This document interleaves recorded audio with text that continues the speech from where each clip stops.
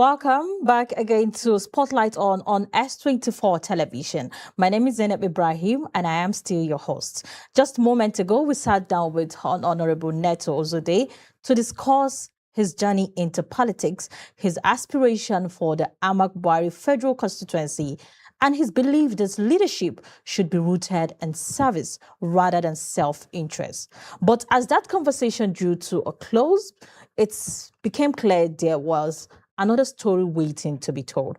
Politics often reveals a person's agenda.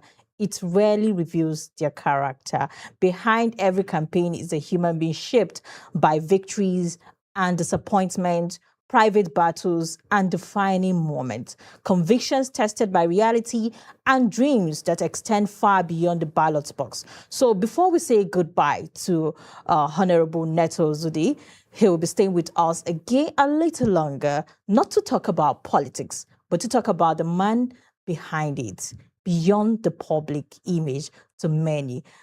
Honorable NETO, welcome again, the public image to many. Honorable NETO, welcome again to Spotlight on for the part two. Thank you. Good to see you. So, every politician says they want to change Nigeria. But why do you think Nigerians should believe you when so many of those politicians have failed? Initially, we've talked about how getting into politics is it change people into what they never preached before. I don't think every politician gets into politics because they want to change the country. A lot of politicians are usually honest that they will not do anything when they get there. It's just that we don't see through the lines because, bigger parties, bigger visibility, and whatnot. But I think that for us, our intentions are genuine. We are consistent with what we have been preaching over the years. And it's just essentially practice what you preach. And because of the standards we have set for ourselves, when you challenge status quo and then you get there, to whom much is given, much more is expected. So let's talk about character and accountability. What makes you genuinely different from the politicians you criticize? We have a track record of integrity, right? We have stood against bad governance. We have stood against injustice, right? The AAC is directly linked to the revolution now and Take It Back movement. You've seen us at the forefront of injustice. Most recently, there were people that were kidnapped by the military and the rest of us. We are the first voices that stand in front of. But it's interesting to know that most people do not even know this, that AAC are actually at the forefront of these dangerous situations. Maybe not, because, the political party is an entity of its own. The activism is an entity of its own, but it's one and the same. The presidential candidate of our party is currently in Kuje for injustice. So take us through some of the stories behind being at the forefront and all of those. It's simply not being able to sit quiet when you see someone suffering. And behind the scenes stories that people don't know about. Can you give us some of these instances when your party have been at the forefront delivering cases probably meant for the federal government? I think these days we are in the forefront of it with the justice crack, arrest and whatnot. On Monday, you can see the sham of behavior from the DSS with Moyele Showore's arrest and attempted kidnap. That's what we called it. Away from the cameras at the Federal High Court, we had to put a roadblock to say no. It cannot continue to happen because the level of impunity with which authorities that we used to respect back in the day operate now is and have been reduced to political tools is disappointing. So at some point, the people have to stand up and say no. And we did. A judge signed a remand for Kuje prison and the DSS is trying to take the person to their office. Why? It's impunity of the highest order, is blatant disregard of our judicial process. And since we have seen that help is not coming, on that day we decided to stand for ourselves, and we made sure that the correctional services were the ones that took him, and we escorted him, and we were sure that he was checked into Kuje prison before we left. Interesting. So, if elected, what is one promise you're willing to be held publicly accountable for within your first year? First of all, it borders on how the people vote, essentially, right? So if we get the majority, which we have to, I mean, Nigerians have seen what this 10th National Assembly can do. You have seen how they have plundered us as a nation into debts. There's no scrutiny to the executive sends a request for debt in 30 minutes is that the Senate has convened and is approved. So we have to get the majority in opposition to be in the National Assembly, so that what happened with this 10th National Assembly should never repeat itself again. And like I said earlier, the Electoral Act has to be revisited. There has to be changes.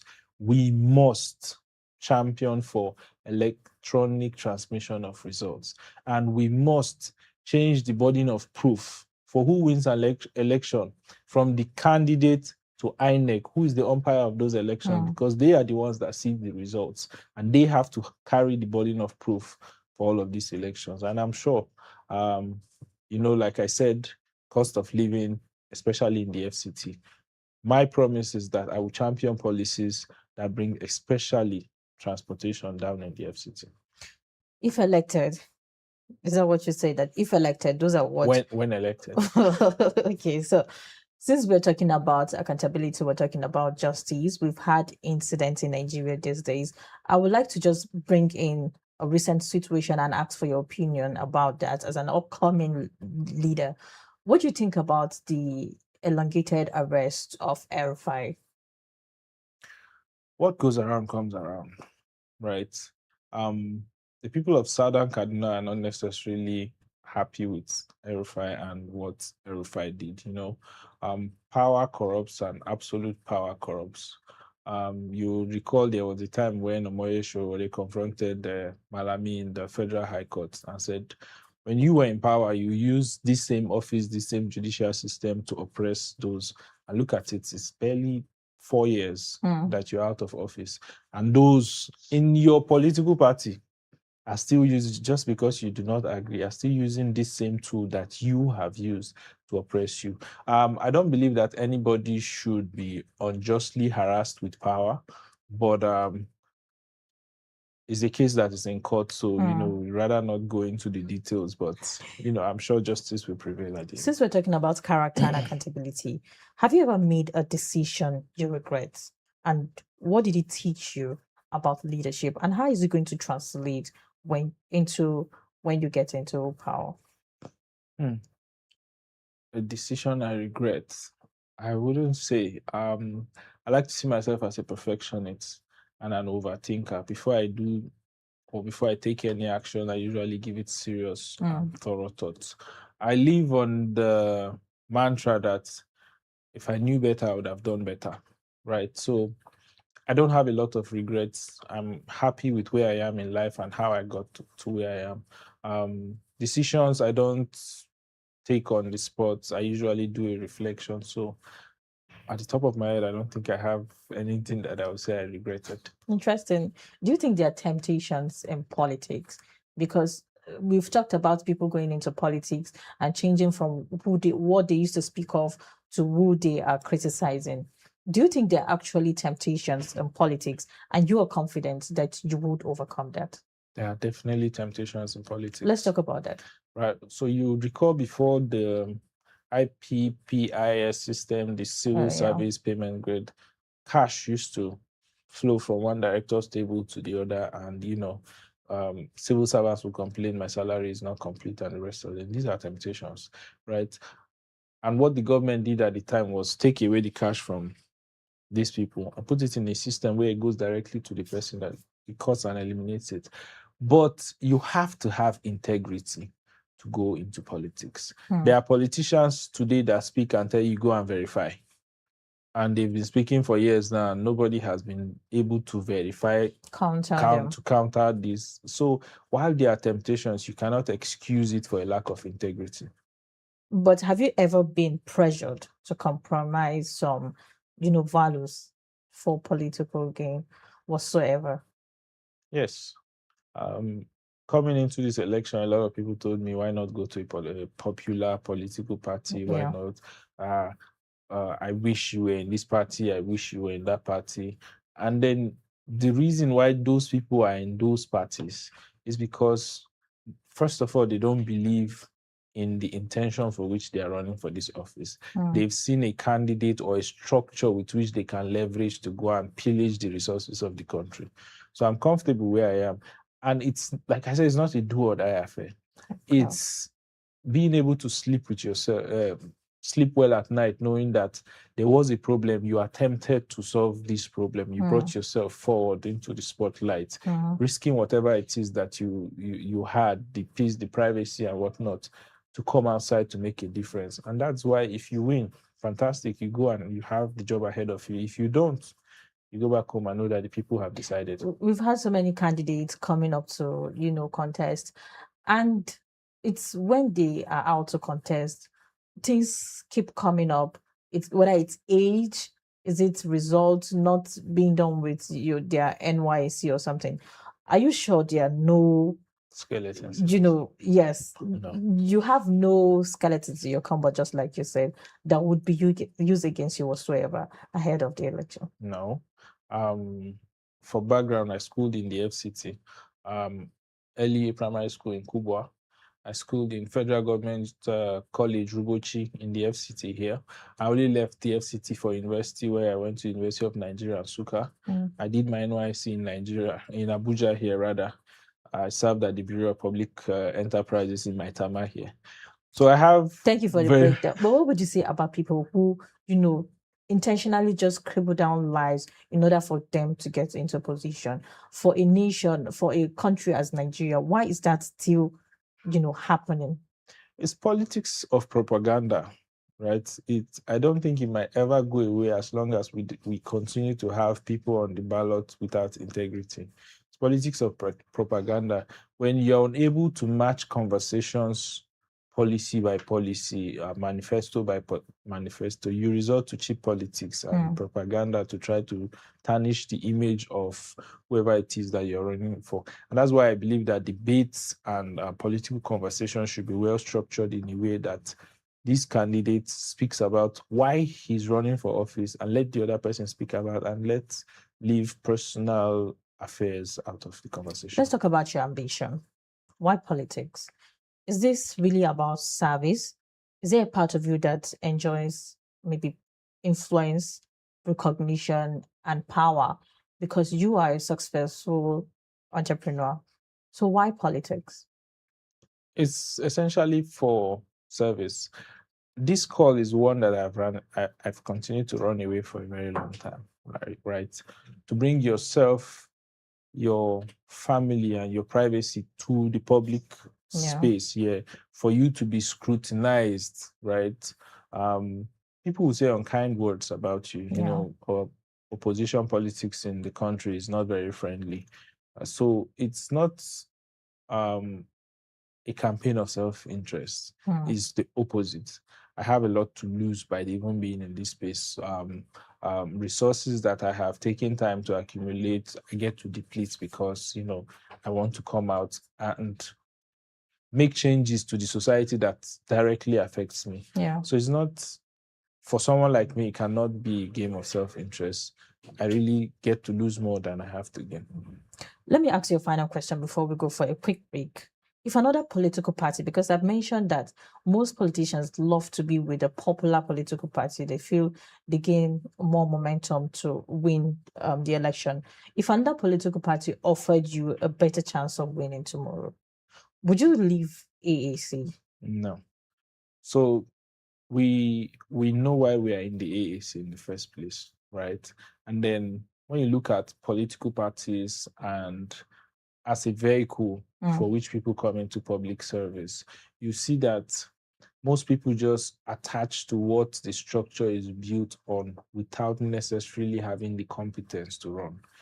It's in the candidates to deliver. It's not in it. It's true that it is the political party that is on the ballot, but in choosing a candidate, it has to be the person. You have to be able to scrutinize who you are voting for. That mistake was made in 2023, especially in the FCT. You can see you can see it.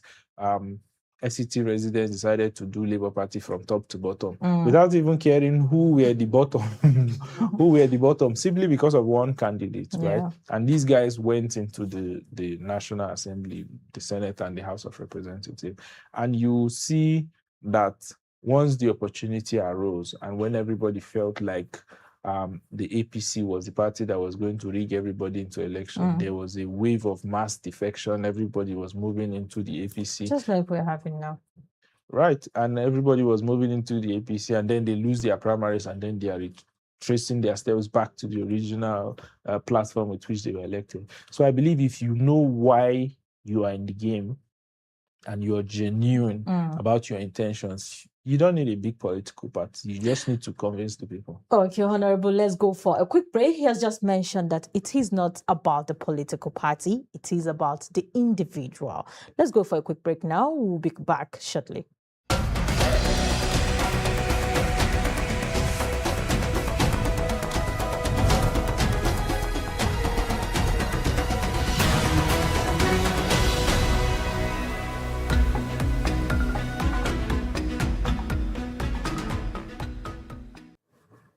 Welcome back. If you're just joining us, this is still Spotlight on S24 television, and I'm here with Honorable Neto. Now we'll be talking about Nigeria and leadership under pressure. Let's move away from political leader now and talk about the citizens. Let's talk about Nigeria as a whole. Is Nigeria's biggest problem corruption, incompetence, on the unwillingness of leaders to tell citizens the truth?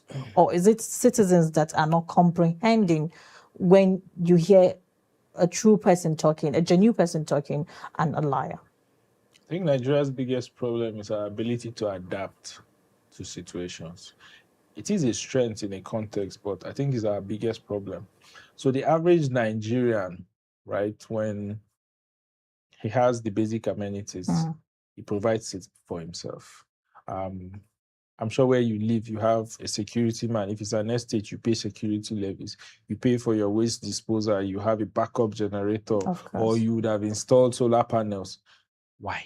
Because the government of the day and the government that we continue to entertain have failed to provide these basic, and it's important that we emphasize that this is and basic. Nigerians are just adapting. And Nigerians just move on. We just say, oh, I can't wait for the government. And then we find alternatives to solve our problem. And it's the same way we deal with politicians, because our constitution actually provides frameworks for us to hold political office holders accountable. You can recall a senator, you can recall a member of House of Representatives, but an average Nigerian would not come out to go through that rigorous process just to prove a point. So we say, in 4 years' time, we'll deal with that, and then we move on. So I think our biggest problem is the fact that we adapt too easily to bad situations. Apart from adaptation, don't you think Nigerians are just of the mindset that even if they speak up, nothing will change? Things change. In 2020, there was an NSAS movement. It did change. But we witnessed the numbers of lives that were lost at that moment, and nobody wants to experience that kind of memory. Yeah. Who took the lives? It's the same government that was... Is that not why citizens are running away from speaking up? So, but when does it end? At what points? You see what happened in Nepal. There are countries in the world that are ousting sitting governments. You have to take it. It's not there to be given. You have to be able to hold a government responsible. You are the people. These are public service holders. And then we treat them like they're monarchs and they're kings that we're supposed to bow to. So until the time when Nigerians are ready to bleed for it, I don't think that much will change. So you think Nigeria should bleed for there to be changes? The revolution will not happen without violence, as far as I'm concerned. Do Nigerians sometimes expect too much from politicians without holding themselves accountable? Now, Nigerians expect too little from political office holders, and we celebrate too, too, too early or over trivial little things, right? And it's because the bar is very low. The standard has been abysmal as far as the holding political office holders accountable. So you see, this is 2026, right? China is in the AI era. They are building electric cars, self-driving cars, and the rest of them.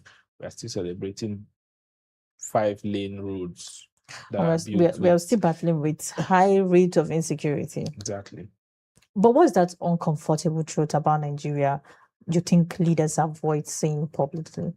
We are the single most hardworking, single most innovative people in the world, and it shows in every climb outside of Nigeria. We dominate sports, we dominate innovation, technology, fintech, and what would you have?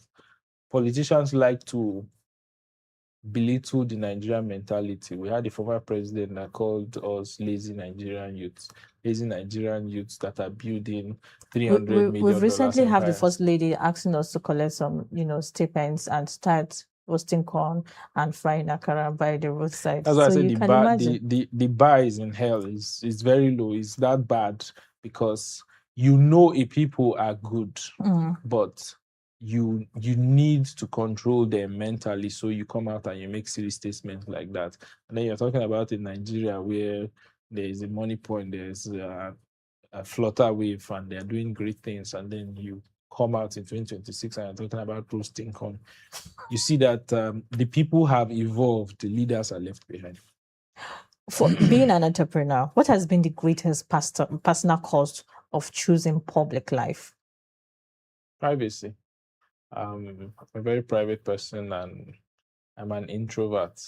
So having to come and put myself out there to be scrutinized is a huge cost for me because, these days you walk around and I used to be able to walk in Wuse Market and nobody would bat an eye. Yeah. And now you hear, honorable, yeah, honorable. So, for young people, what responsibility do you think young people should have beyond complaining on social media all the time?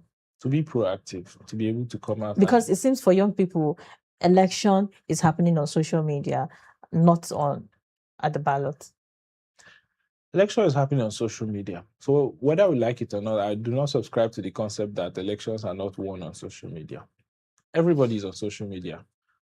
Bandits are doing giveaway on social media now, on TikTok and the rest of them. So if they can be in the bush doing that, who is not on social media? The average market woman is on social media. Everybody has a smartphone. A smartphone costs you about 160, 50,000. You can get a smartphone. So everybody is on social media. So these conversations can be had. It makes it easier to bring 1 million people to one place to have a particular conversation. To get 1 million people to leave their source of livelihoods to gather at a stadium to have a conversation is the old way of doing things. So social media is where it's at, it's where it's happening, and everybody has access to it. And I think the conversations on social media should be louder, even though it is very important that on the day of the ballot, we need to come outside until a time where we can start voting electronically. On social media. Okay, let's talk about legacy. How do you want history to judge you, not as a politician, but as a man? I want to be remembered as a kind person. I want people that experience me to live with the feeling to know that, oh no, yeah, when he was here, he made me feel good about myself. He essentially was a kind person. I prioritize kindness a lot. I like when people are kind to me. And yeah, I want to leave a legacy of kindness. Imagine if 4 years from now we are sitting in the same studio. What question do you hope I won't have asked because your actions would have already answered to that?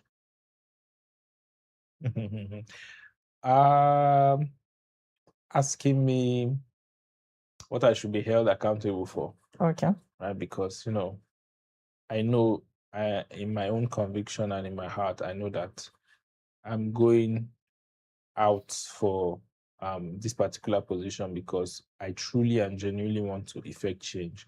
So I am confident that 4 years from now, if we are sitting here and, or when we are sitting here and the questions arise, it will be, how difficult was it to make these things happen? You said you were going to do this and you said you were going to do that and you did do it. Do you believe Nigerian best leaders are already in politics? No, I don't think so. I think there's a lot of exceptional leaders that are still in the private sector, mostly. A lot of people with integrity, and it's just a question of the comfort zone. Because like I said, you risk a lot by coming out to be scrutinized in the public. Your privacy, the privacy of your family, your resources. A lot of exceptional leaders are comfortable in, I've made a comfortable life for myself. Why risk that to try and help the rest? So I don't think the best of us, we have a good number of great leaders that have stepped forward. Like I mentioned earlier, Randy Peters, Omoyele Sowore, there are people with integrity that have been fighting on the sidelines that have then come forward to say, okay, no, instead of continuing to criticize those that are there, let's go and make the change ourselves. We've talked about the importance of social media and how social media is actually very important when it comes to harnessing youth, making conversations. You've said in town hall and all of those, probably they are now old model. So do you think popularity online can translate into real leadership? Yes, it can and it will.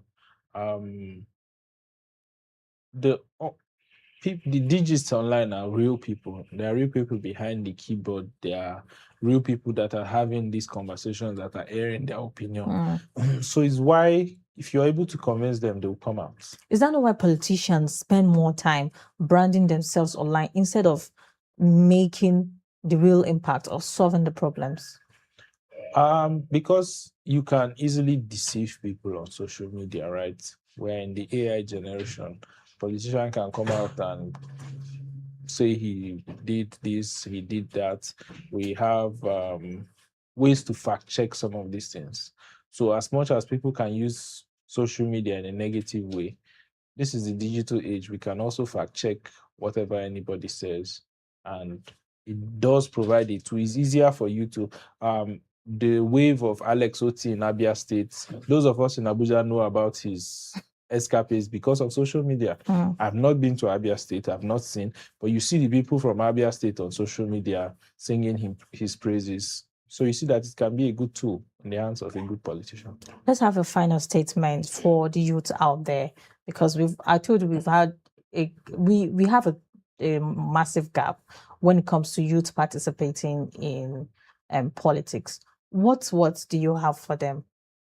As youths, it's time for us to come out and take our country back from this old generation. They are not going to stop. They will continue to plunder this nation until they burn it to the ground. It is time for us to come out, to be active. We outnumber them by a mile. So we have to come out and take our country back, and that will only happen with political participation. This is not the time to sit on the sideline, and this is not the time to pick the wrong sides. If you're just joining us and if you've been listening to us, you would understand that for NETO today, politics has always been presented as a vehicle for service, but service is measured not only by promises made during campaigns. It is measured by consistency, integrity, and the willingness to remain accountable even when the cameras are no longer rolling. That is why this conversation matters, because the future of leadership depends not only on policies, but on the people entrusted to deliver them. Thank you so much for staying with us. My name is still Zainab Ibrahim, and this has been Spotlight on S24 television. Please do join us same time, some other time.